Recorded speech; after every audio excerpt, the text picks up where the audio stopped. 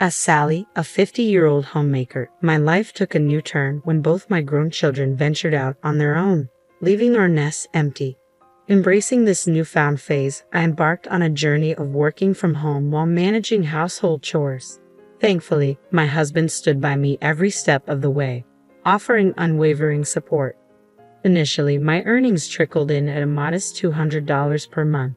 Yet, with persistence and dedication, that figure steadily rose to $600, then $800, a testament to the growing opportunities in my freelance work. I'm deeply appreciative of the clients who entrust me with their projects, enabling me to contribute to our household income. Living in the same neighborhood as my husband's twin sister and her family adds an extra layer of familiarity to our lives. Being of the same age as my sister-in-law brings an inevitable camaraderie as we navigate this stage of life alongside our supportive spouses.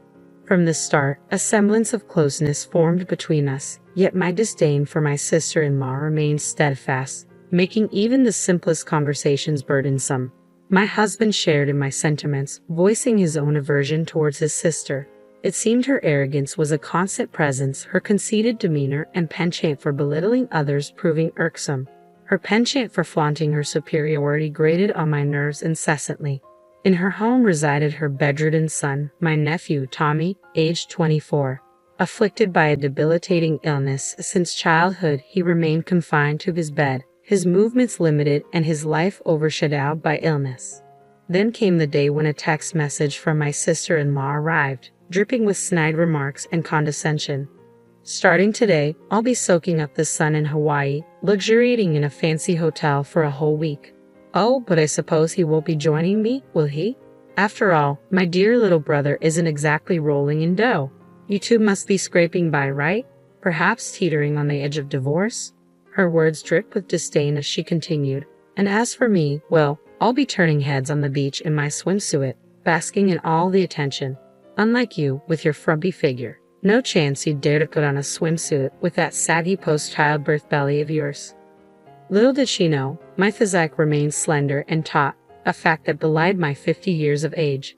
Unlike her assumptions, I didn't bear the toll of childbirth on my body, but her audacity was beyond belief. Admittedly, my 2 children had left their mark, my body not quite returning to its pre-pregnancy state. Yet the same could be said for my sister-in-law, whose figure mirrored my own matronly curves. My sister-in-law exudes an unwavering confidence in herself, yet to me, we stand on equal ground.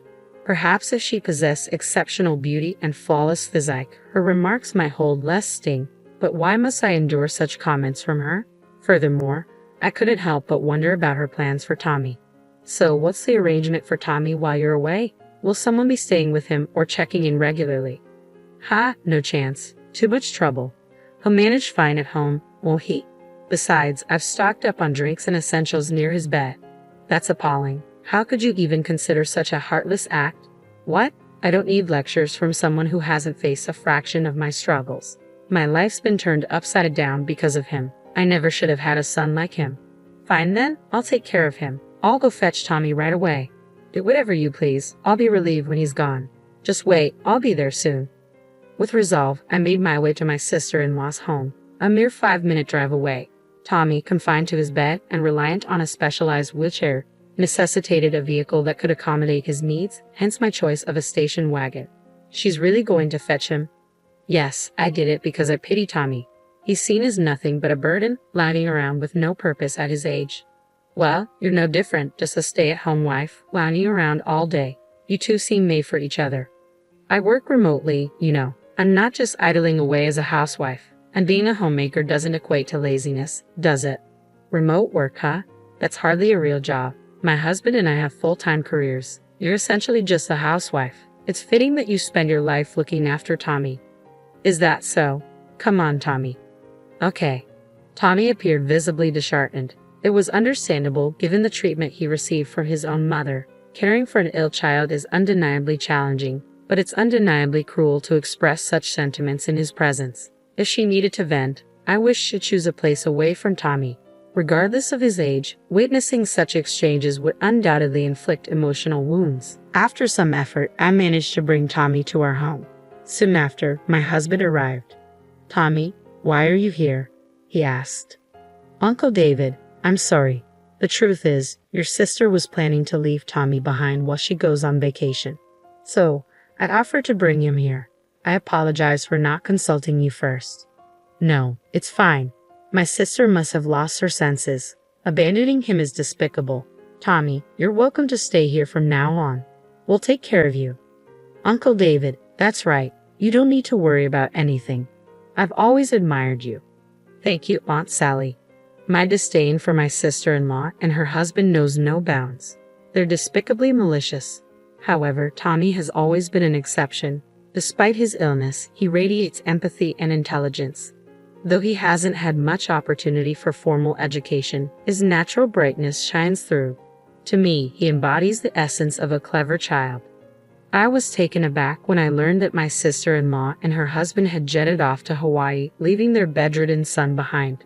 The thought of what they would do if something happened to him while they were away gnawed at me. They wouldn't be able to rush back immediately. My husband shared my disbelief. Can you believe it? My sister and her husband are off to Hawaii, leaving Tommy behind, he remarked incredulously. I can't fathom it. While I've never directly cared for him, leaving him without arranging any care services or support, it's unsettling to think about. If we hadn't received that message, Tommy would have been left alone without us even realizing. It's chilling, I agreed. It's truly distressing. I've never had the responsibility of caring for a seriously ill child. My own parents are still healthy and have always expressed their preference for a senior home should they become incapacitated. Consequently, I've never been in a caregiving role myself. That's why I initially hesitated to criticize my sister-in-law. However, I still struggle to comprehend how she could leave her son with only a drink and simply walk away. Given the severity of his condition, they could receive welfare support and, if necessary, utilize short-term care facilities for extended travel. Upon their return, my sister-in-law and her family made a special trip to our house, bearing a gift. Here, consider it a memento. It suits you both perfectly. What's this? We gathered these seashells during our time at the beach. Since we have an abundance, we thought we'd share some with you. We have no interest in them. Really? Rejecting my gesture of kindness. Perhaps this piece of driftwood is more to your liking. We don't want any of it. By the way, how is Tommy doing? How is he? Not that I care about such a useless child. That's heartless. How can you speak that way about your own son? What do you know? It's devastating to have given birth to him only to discover he has a serious illness. I want back every penny I've spent raising him. You can only say that because you don't understand the weight of raising a child like him. Oh, really? So, about what you mentioned earlier about leaving him with us. Are you suggesting we adopt him? Do as you wish. Who would willingly adopt a child like him? Are you serious? It's not a joke. I mean it. With that, I shut the door and my sister-in-law and her husband departed. My husband and I made the decision to formally adopt Tommy as our own. And so, Tommy became a cherished member of our family. Despite the initial shock of being abandoned by his biological parents, he gradually found comfort and happiness in our home. Though confined to his bed, he found joy in using his hands to navigate tablets and smartphones while lying down. One day, Tommy seemed particularly content. Hey, guess what? My work is getting published in a literary magazine. Wow, that's fantastic. Which magazine? I have been writing novels as a pastime since I'm bedridden. It's pretty much all I can do. It's a bit of an embarrassing hobby though. No need to feel embarrassed. Writing is a wonderful hobby. Mind if I take a look? Sure, this is the first one I finished. Intrigued, I settled down to read the short story Tommy had penned. It was beautifully crafted and deeply resonant. This is incredible. I'm speechless at how good it is. Words can't really capture how I feel. I just tried writing on my tablet, and surprisingly, it was well received. So, I went on to write a medium-length story, and this one too. It got published in the magazine. I had no idea you had such talent. I shared it with my husband, an avid reader, who was equally impressed. This is phenomenal. It has a pure literary essence. Yeah, I'm inspired by Fitzgerald and Hemingway. I also admire Dostoevsky and Soseki. Ah, that explains the tone. It evokes a sense of melancholy. The authors you mentioned often explore sorrow and tragedy in their works. Thank you. That's what I strive for. And so, Tommy's novel was slated for publication in hardcover. Opting for a pseudonym, he chose to go by the name Scott Weil as the author. The inspiration behind the name was derived from F. Scott Fitzgerald and Hermann Hesse's Beneath the Wheel, with Scott representing Fitzgerald and Weil from Hesse's work. Before long, the book by author Scott Weil became a sensation, flying off the shelves of bookstores at a remarkable pace. Witnessing his books garnering a dedicated section in the local bookstore filled me with immense joy. Then came the astonishing news. Tommy won the Pulitzer Prize. I've won the Pulitzer Prize. That's incredible. Your hard work has truly paid off. Tommy's remarkable talent has been acknowledged by the world. It's a moment of pure joy. Yes, even for someone like me, confined to a bed, recognition as a writer is possible.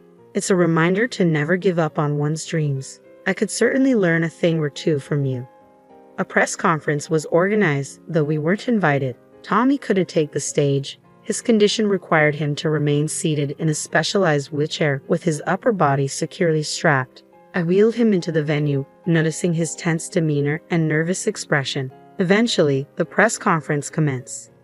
I, Scott Weil, am an author confined to my bed. Since childhood, I've battled a severe illness, spending the majority of my days in bedridden solitude.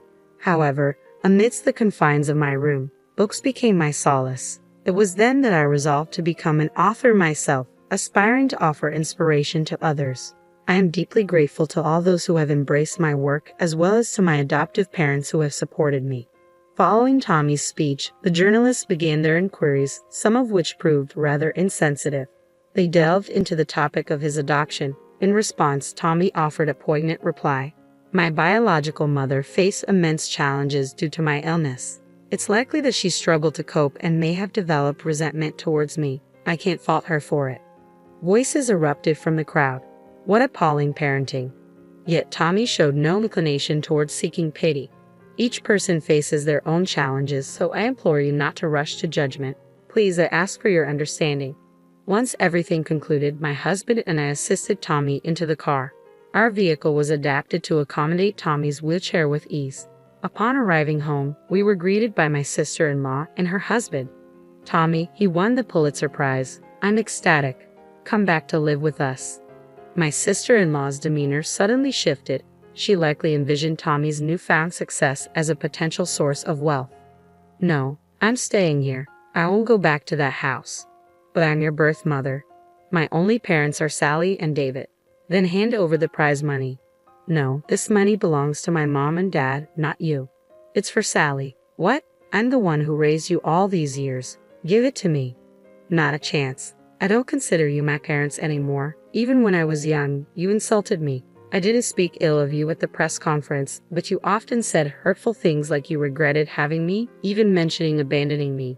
Do you have any idea how much that hurt? I'm the one who feels regretful for having a parent like you. You owe me an apology. I've done nothing wrong. How dare you forget the favor of raising you, she exclaimed. Her husband joined in, persistently demanding the money. Their greed left me astounded, wondering just how insatiable they could be. It was disgraceful, a display of sheer vulgarity. Despite boasting about their stable jobs and financial security, their behavior seemed utterly foolish. In response, I decided to confront them. You seem to have quite the obsession with money. I've noticed you selling various items on those online marketplaces, I retorted. You're so eager to turn a profit. Look here, you're selling a collection of seashells, aren't you? And it appears you're also peddling coral. Do you think that's acceptable? Everyone buys seashells to adorn their homes, she countered defensively. No, that's not acceptable. Perhaps collecting a few seashells as souvenirs from a Hawaiian beach could be permissible, but definitely not coral. Even if you argue they're harmless because they're not alive, that doesn't justify taking them. It's not just about that. Both seashells and coral play crucial roles in forming the beach ecosystem. Even if the coral is no longer living, it's still not appropriate to remove them. This is even stated on Hawaii's official website. I suggest you familiarize yourself with Hawaii's fishing regulations. You'll see it's not permissible, and you may even face fines for such actions. What? No. I refuse to accept that. Well, considering you're selling them online, it certainly appears malicious, so I'll be reporting you. We're going inside now. Goodbye. No, please don't. I'm serious. You'll get caught for sure. I won't hesitate, I warned sternly. With that, we promptly retreated into our home.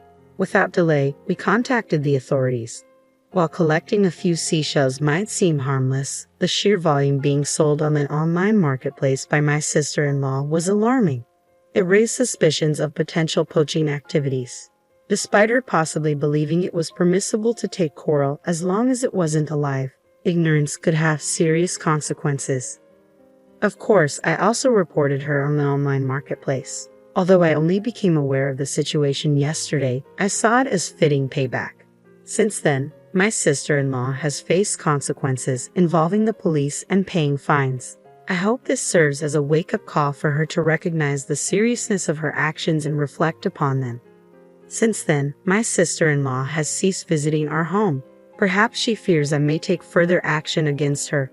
Personally, I have no intention of retaliating unless provoked. However, I prefer to avoid interactions with my sister-in-law, so I'm grateful for the distance she's maintaining. I hope she continues to keep her distance indefinitely.